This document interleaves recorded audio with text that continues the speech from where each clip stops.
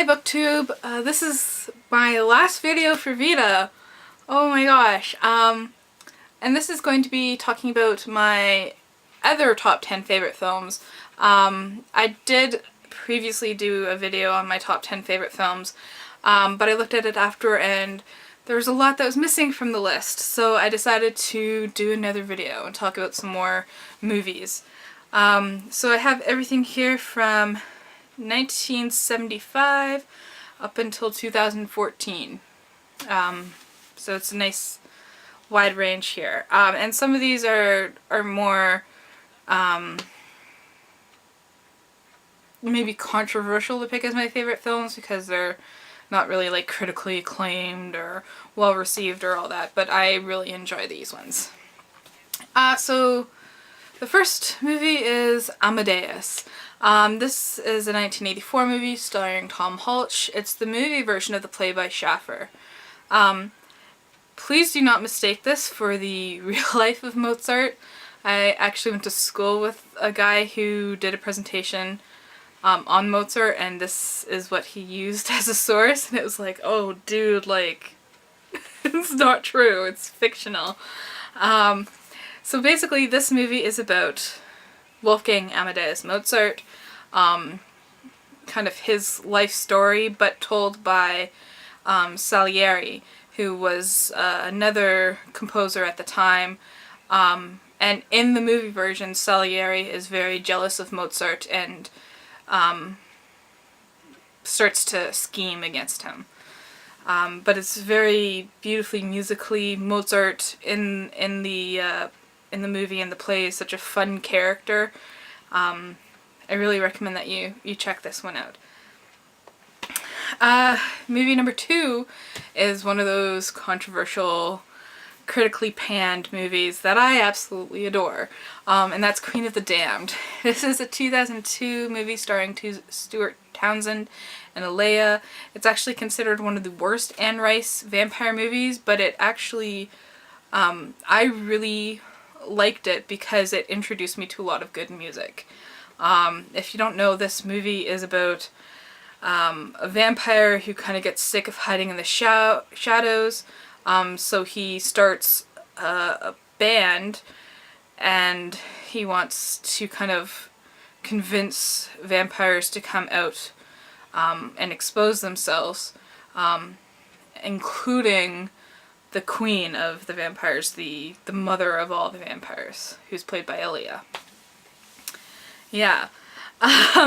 These next 3 movies are kind of all from the same kind of time period and the same kind of genre. They're kind of like those fantasy movies from the 80s that I absolutely adore.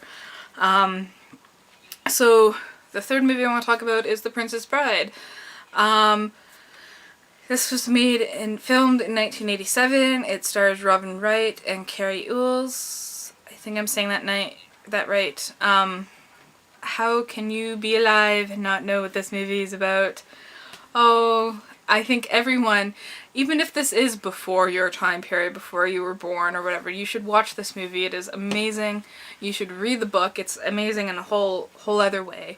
But definitely this is a really fun movie about fantasy and sarcasm and true love.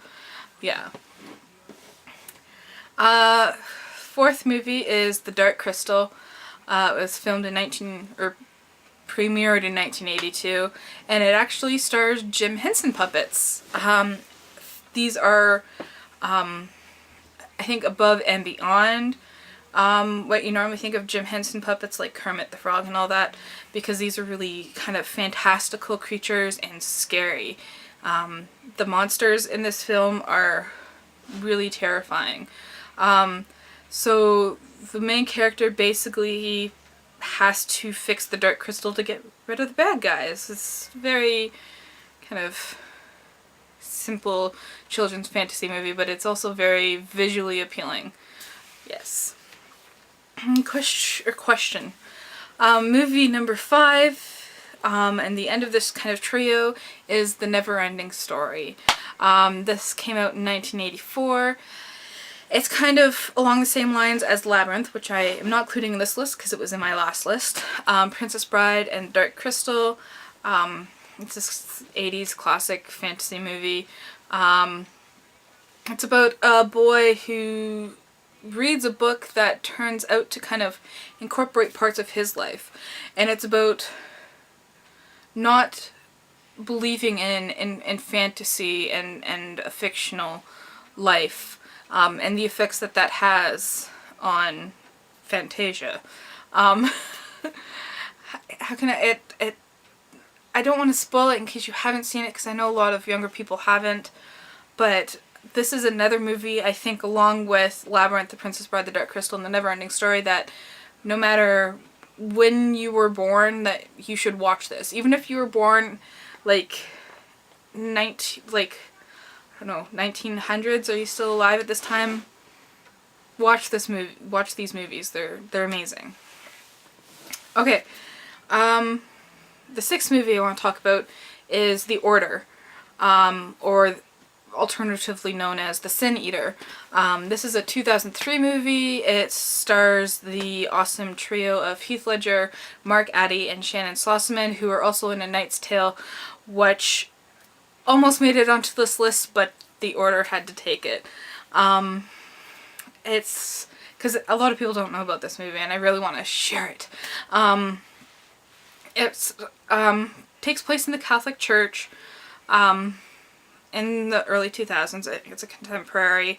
It deals with exorcisms and the Sin Eater, who is basically a free agent in the Catholic Church who can go around. He's immortal, but people kind of appeal to him, and then he comes and performs this ritual where he then takes on their sins so that they can go to heaven. It's really interesting and thought-provoking movie. It really sparked my interest in the history of the Catholic Church, which is absolutely fascinating. And it's really kind of one of those dark, kind of, almost kind of, there's scenes where it is very early 2000s, like they're in a club and, you know, it's kind of like the dark club setting or whatever. But yeah, it's very, very good, I think. Movie number 7. I do 7 like that. Anyways, this is Crybaby. It's a 1990 movie starring Johnny Depp. It's a musical satire. Kind of takes place in the 50s. So Johnny Depp plays this kind of rebel whose father was the alphabet bomber, and was taken to the electric chair. But then he falls in love with a square who's, you know, the kind of very proper lady. And it's kind of really entertaining. It's an entertaining movie. And the music in it is very catchy and addicting. And it's Johnny Depp, so what can you say? Movie number 8 is actually a recent movie that I just watched last month. It's called Dr. Cabby. It's a Canadian movie, filmed last year in 2014, or released last year. It stars Vinay Virmani, Kunal Nayar, and Lily Singh, who is YouTube's own Superwoman. I actually had to pause the movie at that point and be like, that's Lily. I know that's her. And I looked it up and it is, and I was like, ah, she's in a movie. That's awesome. It's a very kind of sweet movie about very serious issues. It raises a lot of questions about the Canadian medical system and all that, all those kind of issues that surround it. So basically, Vinay Virmani plays a guy called Deepak Chopra. I hope you get that. And he's an Indian doctor who comes and wants to find a job in Canada, but he has to jump all these hurdles that aren't really available. So he decided to start driving a cab, and he inadvertently opens up a doctor's office in his cab for people who who don't have access to doctors or who can't afford medication, and all this stuff. And eventually he gets caught. But yeah, it's really kind of, you come out of it with like a sense of hope, but you do come out of it thinking at the same time. And I really appreciated that about the movie. Movie number 9 is another movie I think everyone should watch. It's the Rocky Horror Picture Show.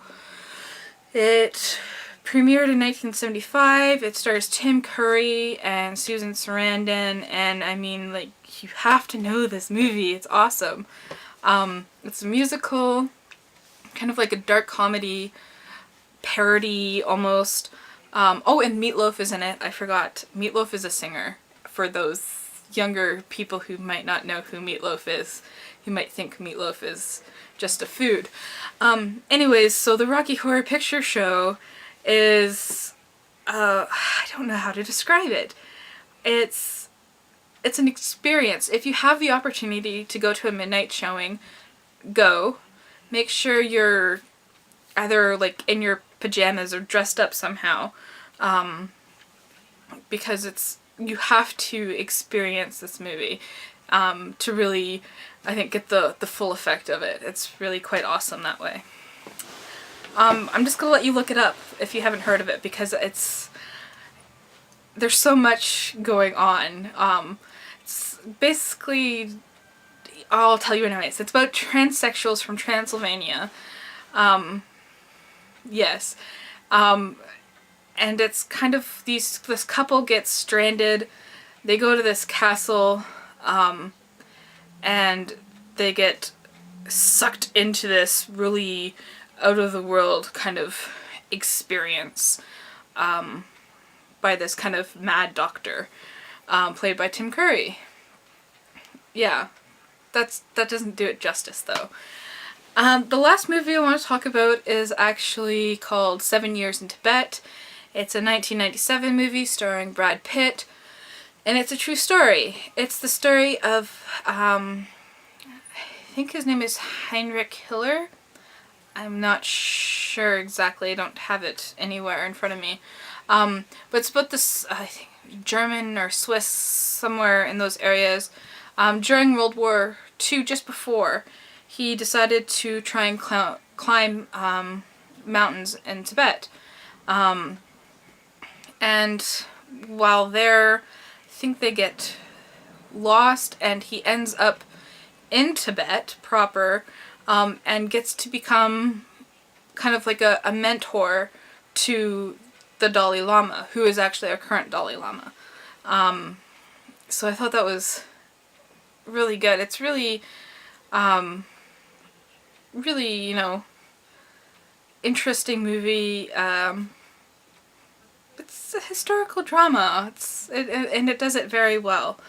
So those are my top 10 favorite films.